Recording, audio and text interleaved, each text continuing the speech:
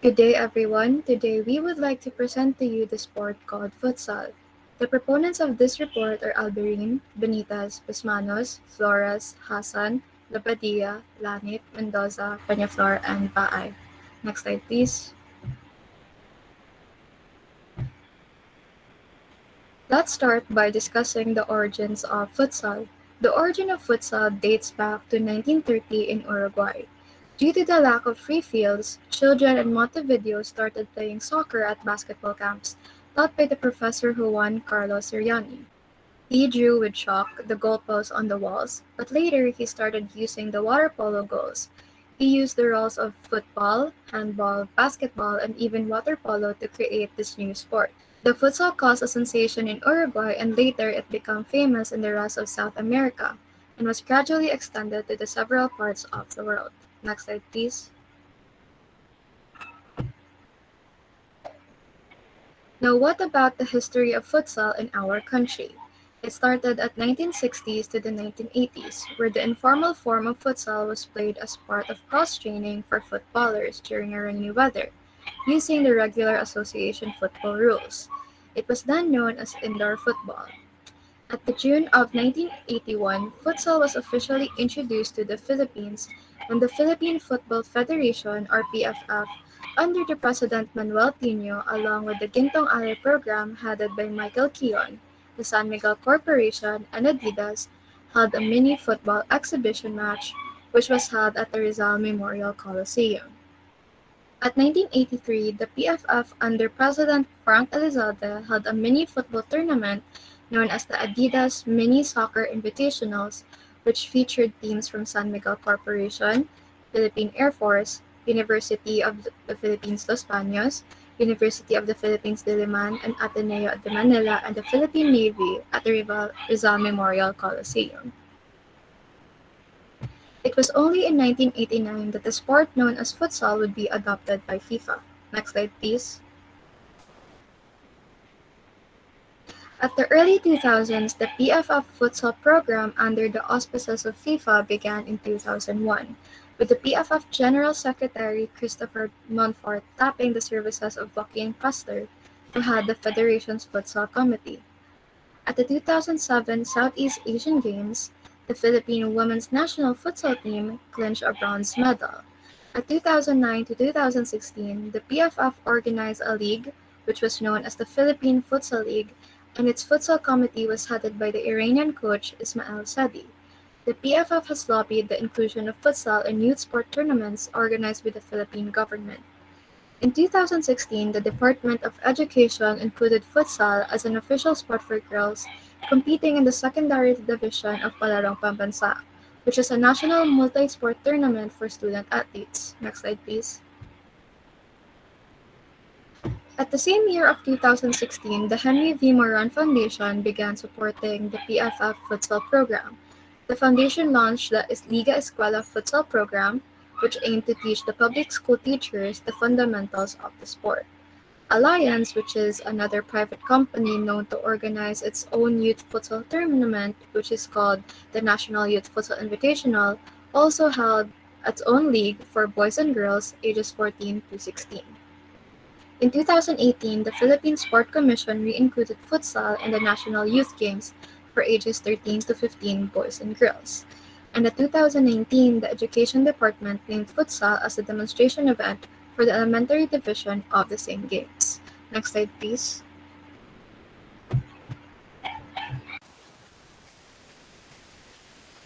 So now let's proceed to the rules in playing futsal.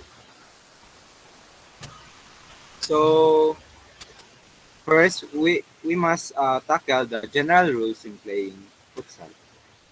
So first, team may call 1 minute 1 minute timeout per half when in possession of ball or ball out of play.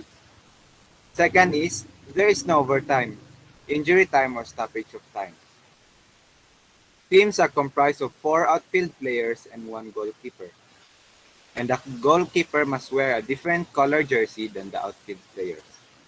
And there is no offsides in futsal. For the substitution in the futsal, uh, All substitutions are on fly. This includes goalkeeping substitutions. Referees will not stop the play for goalkeeping substitutions. A substitute may not enter the pitch until the player leaving the pitch leaves to the substitution zone in front of his team's bench. Any substitution who enters the pitch before the player being replaced has completely left the field of play may be shown a yellow card, which is a warning card. So all substitutions must take place through the substitution zone in front of his team's bench and not at the halfway line. Both teams will switch benches at the beginning of halftime, ensuring that all substitutions take place in the defensive half. So now let's proceed to the kickoffs. A goal may be scored directly against the opponents from the kickoff. The ball is in play when it is kicked and clearly moves. Tap ball are not in play. The ball must move. Kick-ins, on the other hand, are indirect. The ball must be placed on the line and the kick must be taken within 4 seconds. A kick that goes directly in the opposing goal is a goal clearance for the opposing team. A kick in that goes directly in the defensive goal is a corner kick of the opposing team. If the kick in does not enter the pitch or if the kick is not taken within 4 seconds, the kick in is taken by the opposing team. Next is the goal clearances.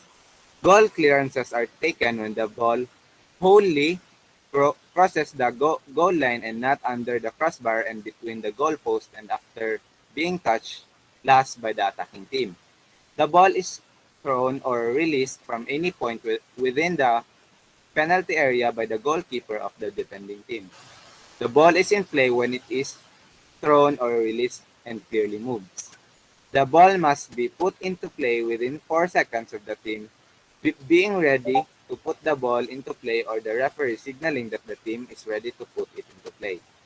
Opponents must be outside the penalty area until the ball is in play. Next, for the corner kicks are direct. The ball must be placed directly on the corner arc and the kick must be taken within 4 seconds. If the kick is not taken within 4 seconds, the restart becomes a goal clearance for the opposing team. For the free kicks may be indirect or direct. The ball must be stationary before the kick may be taken. Penalty kicks. Penalty kicks are taken from the penalty spot and must be taken by a clearly identified kicker. Defenders may not be nearer the ball than 16 feet and even or behind the ball when the kick is taken. So now let us proceed to fouls and misconduct. Now we have fouls and misconduct. Next slide, please. First, we have indirect free kicks. Indirect free kicks is when a player plays in a dangerous manner, impedes an opponent, prevents the goalkeeper from releasing the ball with her hands. Goalkeeper takes more than 4 seconds to release the ball when in possession in his own half. Plays the ball again within his own half after releasing the ball and the ball doesn't touch an opponent or has gone out of play, or commits any offense for which play is stopped to caution or eject a player. Next slide, please. Now we have direct free kicks. Direct free kicks is when a player kicks an opponent, tackles an opponent, trips an opponent, jumps at an opponent, charges an opponent, strikes an opponent, pushes an opponent, holds an opponent, spits at an opponent, or handles the ball deliberately. Next slide, please. Now we have yellow card or caution.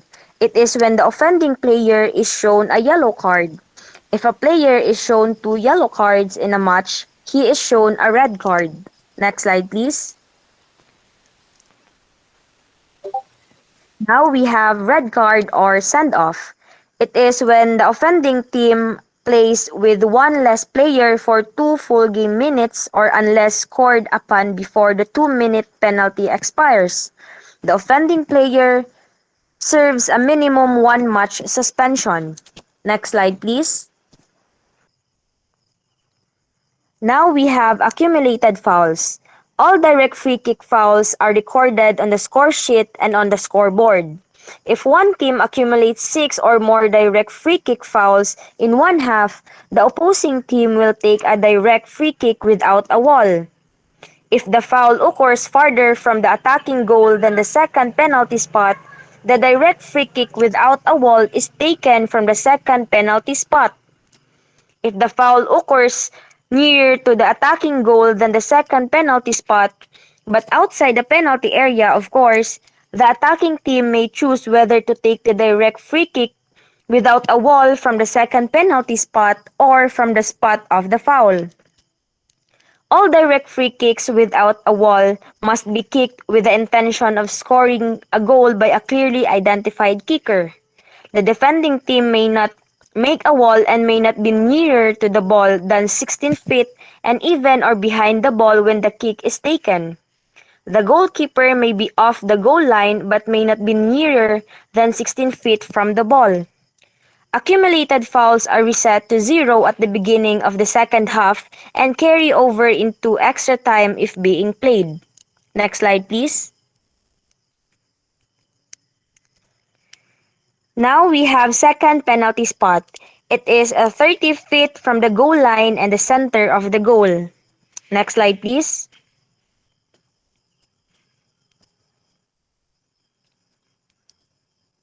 Penalty spot. It is 20 feet from goal line and the center of the goal and placed at the top of the penalty area line. Next slide, please. Now we have advantage. Advantage is applied in futsal. Direct free kick foul will count as accumulated fouls if advantage is applied even if play is not stopped by the referees. If the referee gestures with both arms, the foul was a direct free kick foul and will be counted accordingly. If the gesture is with one arm, the free kick would have been indirect and will not count as an accumulated foul. Next slide, please. Last, we have the goalkeeper. So the goalkeeper has also rules to follow. First, the goalkeeper must wear a different color shirt. He or she may wear long pants and or other padding as deemed safe by the match referee. Next, may receive a kick indirectly, may kick the ball directly over halfway line, may score directly with his or her feet during the run of play, may not possess the ball for more than 4 seconds in his or her own half, may throw the ball directly across the halfway line, may not score a goal by using hands, cannot throw or hit the ball directly into the goal. Last but not the least is cannot touch the ball again in any way within his own half after releasing the ball into play unless an opponent has touched it or it has gone out of play. Now I'm gonna pass the floor to the next reporter.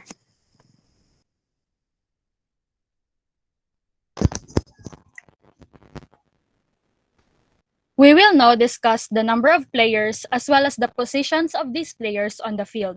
Next slide, please. Futsal is played with a total of 5 players on-field players per team, 1 goalkeeper and 4 players. Substitutes can be used anytime during the match. By nature of the small court size, all players contribute to both attack and defensive play. Next slide, please.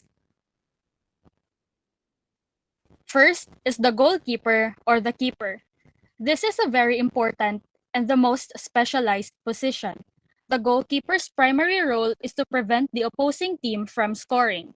A goalkeeper plays a vital role in determining the final score. Next slide. Next is the fixo or the fixed defender. The fixo or defender is primarily responsible for preventing the opposing team from scoring and assists the goalkeeper in protecting the goal. They work with the wingers as well to help get the ball away from their side of the field towards the pivot. Unlike goalkeeper, the defender is unable to touch the ball with their hands and needs to defend with their feet only.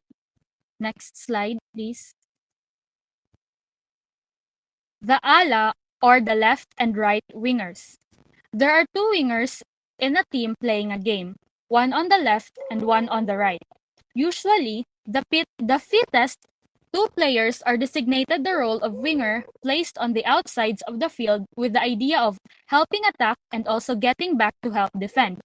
By being both offensive and defensive, wingers take on a huge role throughout the game. Next slide, please. The last but not the least position is the pivot or the target. The pivot is the crucial player whose focus is to score. The pivot plays directly opposite of the opposing team's defender. This player is typically the one to shoot and score goals for the team rather than being on the defensive side or being the defender. Next slide, please.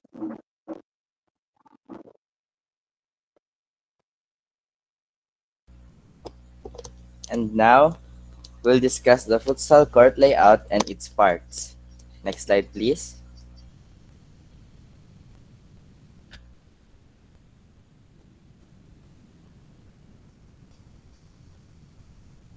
This is the overview of the futsal court. As you can see, but the uh, measurements varies depending on your country. Next slide, please.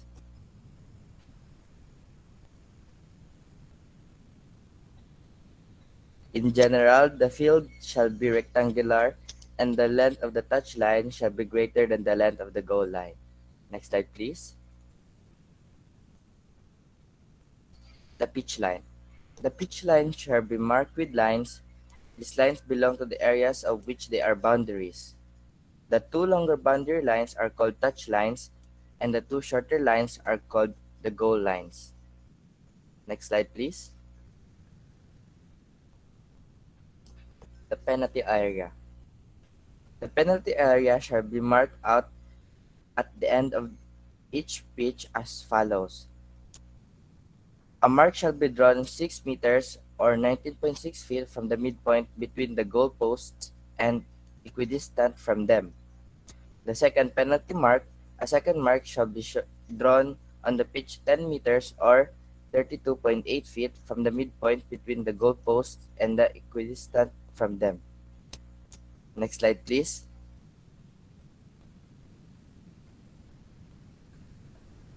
Next is the substitution zones.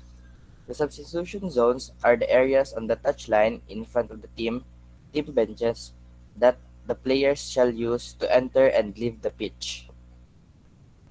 Next slide, please. And lastly, the goal posts. The goals shall be placed in the middle of each goal line. They shall consist of two upright posts, equidistant from each corner and joined at the top by a horizontal crossbar. Next slide, please.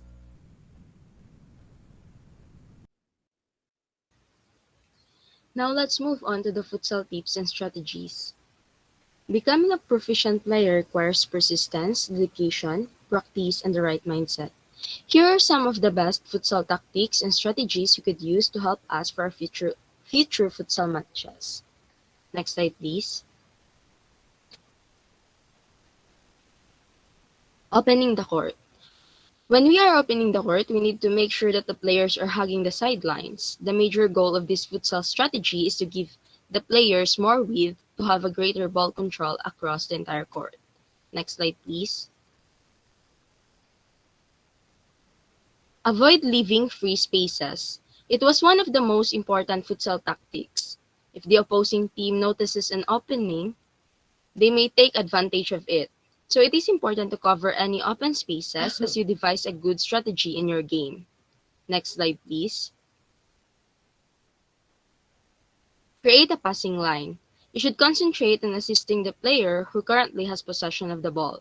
This indicates that you must remain near to him, but there are times when you need to move away from depending on the situation. You can establish this by creating a strong passing line. It means that you need to keep your eyes on the ball to figure out your future actions. Next slide, please. Pass and move. After passing the ball, you should not remain in the same position. One of the most important futsal skills to master is that you must always move after sending a pass. It will allow you to supply whatever aid that your squad requires while also keeping your opponent guessing. Next slide, please. Next slide. The rule of 5 passes. Disorganizing the opposite team was one of the best tactics you could use to strike a goal. You can do this by making 5 passes to confuse your opponent. This futsal strategy is used before making a decisive move. Next slide, please. Team defense. The second crucial aspect of the game after attacking is defense. A single player cannot defend a goal against the opposing team's attacks. As a result, the defense must include all players on the court. You must select as a team what defensive measures you will use, whether it is a man-to-man or zonal defense. All players must be involved in the play or the opposing team will gain a significant advantage. Next slide, please. Okay, now let's move on to the futsal tips that could help any player of any level to progress in futsal. Number 1, stay fit and healthy. When you're competing as a futsal player, you need to maintain a high level of fitness to remain competitive. You can do this by eating healthy, getting enough rest, and not overloading your body and mind. Next slide, please. Stay committed. Staying committed to your futsal will help you become a better player in the long run. You need to turn to games, training sessions, and other scheduled club activities. To stay committed, you need to understand your long-term goal with futsal, to be a better player, to enjoy and have fun. Ask for help from your teammates and close friends, to monitor your progress and to give you a mouthful of motivation. Next slide, please. Train hard. When you go for training, you need to give your 110%. You need to try your best to get where you want to be. You could also partake in extra training sessions, self-training such as doing drills and exercise to strengthen your body. Next slide, please. Have the right equipment. Whether you are an outfield player, goalkeeper, referee, or manager, you need to have the right equipment. Goalkeepers, for example, need things like knee pads, gloves designed for futsal, and hose. Futsal players need to use proper attire and proper equipment to avoid danger. Next slide, please. Learn how to work as a team. You and your team need to know each other and understand how one another operates. Things like verbal communications, hand signals, and body language should be well understood and rehearsed on the training field. Building teamwork and camaraderie doesn't stop on the futsal court. There are a host of other things you can do outside of futsal that can make a major difference on a match day. Keep training and working on tactics as a team. When the whole team knows and understands each other, there will be a huge positive correlation on the court during an actual game. Next slide, please. Now let's proceed to the next reporter. So now let's talk about the things that you don't normally know about futsal. Next slide, please. A common misconception is that futsal and indoor football are the same thing. Please keep in mind that they are not. There are several key differences that make futsal a whole different ball game. First of all, while indoor football is played on AstroTurf or the artificial grass path or turf, futsal is played on a court which is a much harder surface, usually made of concrete or wood. The ball that is used is a size 4 as opposed to a size 5 in regular football or indoor football. Next slide, please. Be wary of injury. Even though slide tackles aren't permitted in futsal, you can still slide to intercept the ball. There is a lot of running around at top speed in confined space. If you get blocked off, trip, or unwittingly collide with another player, you'll hit the deck, and you'll hit it hard.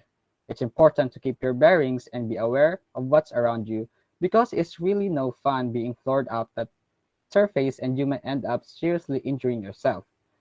Please put in our mind that our top priority is the safety and well-being of all the players. Next slide, please. So, the next is get a feel for the ball.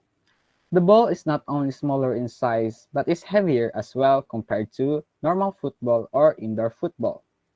Along with the friction of the surface, it bounces a lot less as well, around 30% less bounce compared to a normal ball, which ensures that the game is played at a much faster pace. Close control is arguably the most valued asset in futsal. Given the tight space and intensity of the game, your first touch needs to be a good one as you won't be allowed much time. It's helpful to even trap the ball with your soul in order to exercise immediate control. So, next slide please. Did you know that futsal is also adaptable?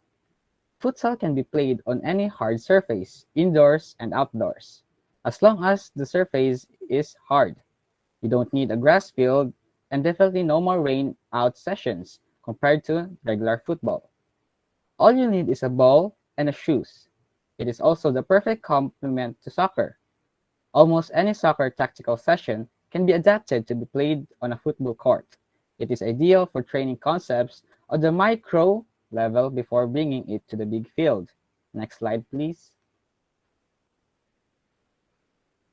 Futsal is also a fast-paced game. The small space requires players to not only play quicker but also to make faster decisions. In futsal, you only have a split second to decide what to do with the ball before you are put under pressure since the space is small.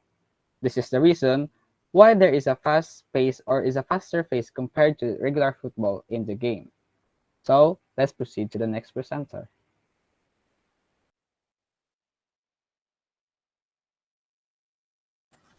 Now let us discuss some of the mistakes futsal players do.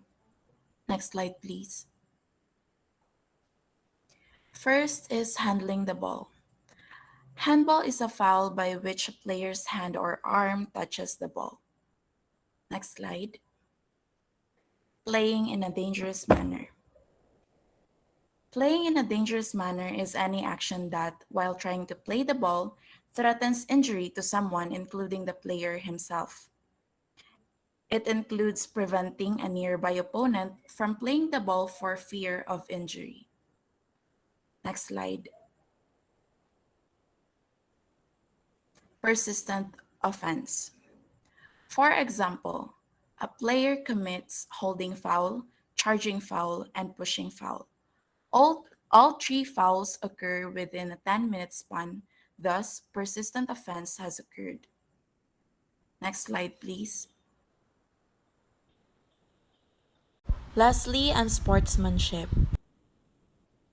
Most times, it is defined as actions against an opponent that are excessively forceful or reckless. These actions may bring harm to players or result in unfair advantages for one player or team. Next slide, please. So we all know that futsal is a kicking game, right? Now, to continue, let us tackle about the things to avoid when shooting or kicking a ball. Next slide, please.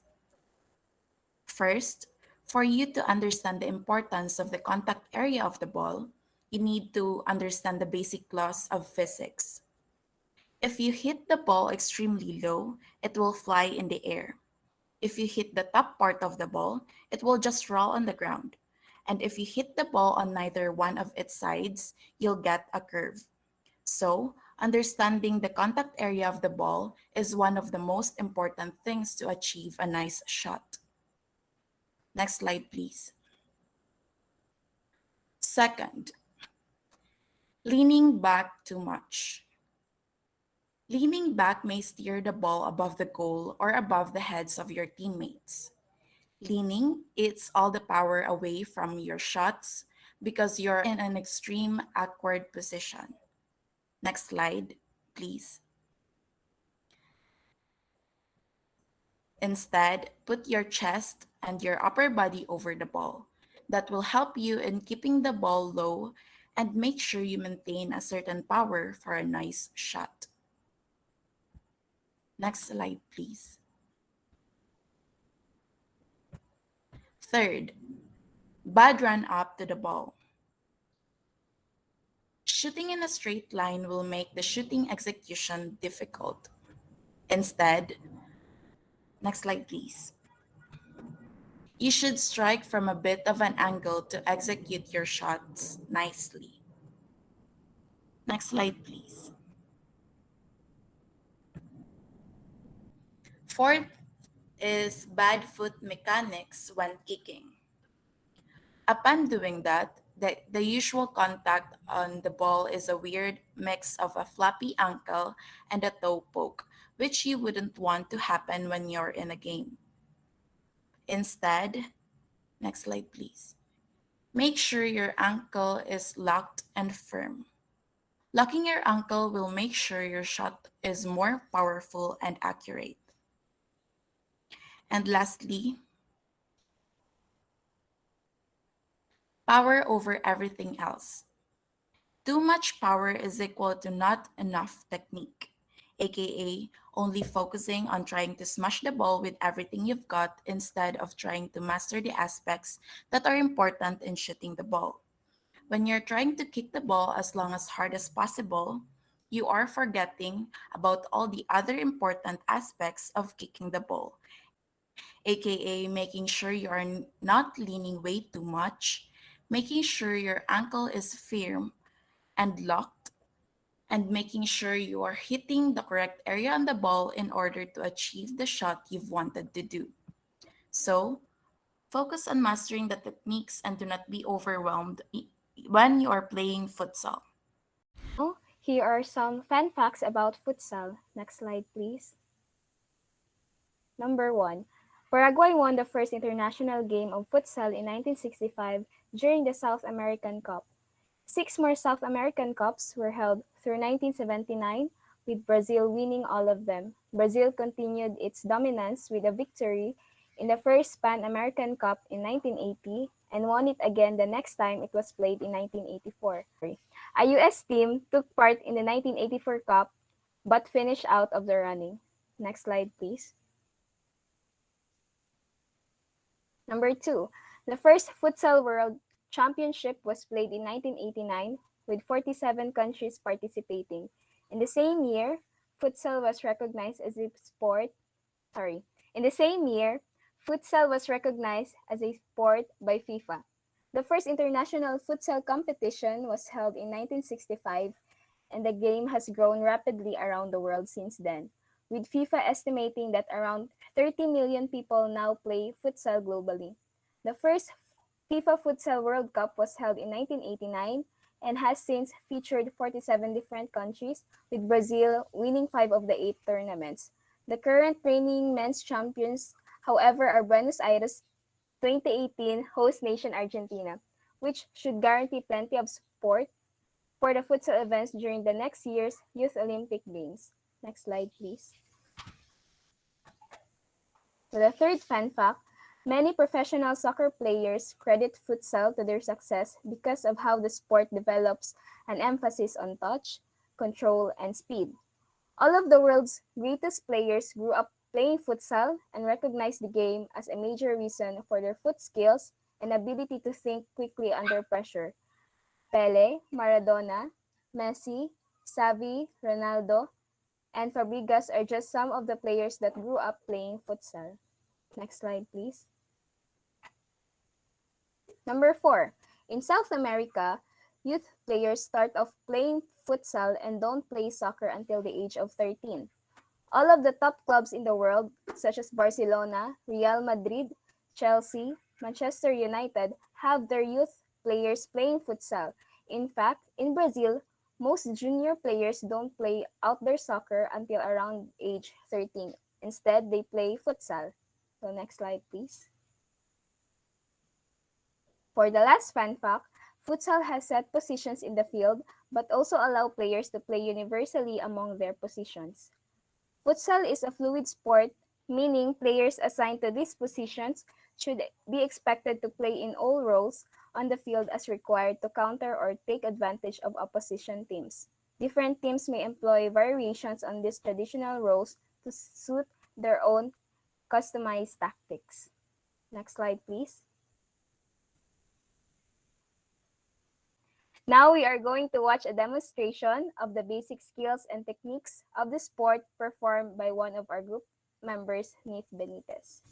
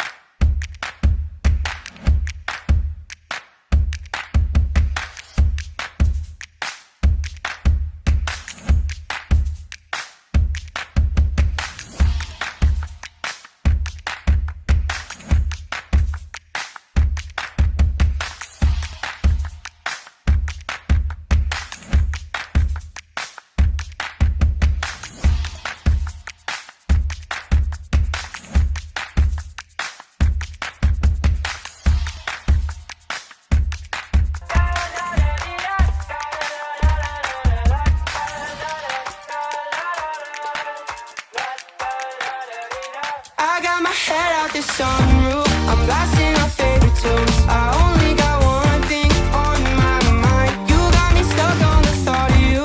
You're making me feel brand new. You're more than a sunshine in my eyes. You got those pretty eyes in your head, you know it. You got me dancing in my bed, so let me show it. You are exactly what I want, kinda cool and kinda not. Wanna give myself to you. Yeah, we're driving down the freeway at night. I only got one thing in the back of my mind.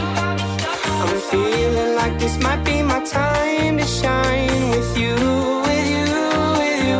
I got my head out the sunroof, I'm blasting our favorite tunes. I only got one thing on my mind. You got me stuck on the thought of you. You're making me feel brand new. You're more than a sunshine in my eyes. You got those pretty eyes in your head, you know it. You got me dancing in my bed, so let me show it. You are exactly what I want, kinda cool and kinda not. Wanna give myself to you. Yeah, we're driving down the freeway at night. I only got one thing in the back of my mind. I'm feeling like this might be my time to shine with you, with you, with you. I got my head out the sunroof, I'm blasting our favorite tunes. I only got one thing on my mind. You got me stuck on the thought of you. You're making me feel brand new. You're more than a sunshine in my eyes. You got those pretty eyes in your head, you know it. You got me dancing in my bed, so let me show it. You are exactly what I want, kinda cool and kinda not. Wanna give myself to you. Yeah, we're driving down the freeway at night.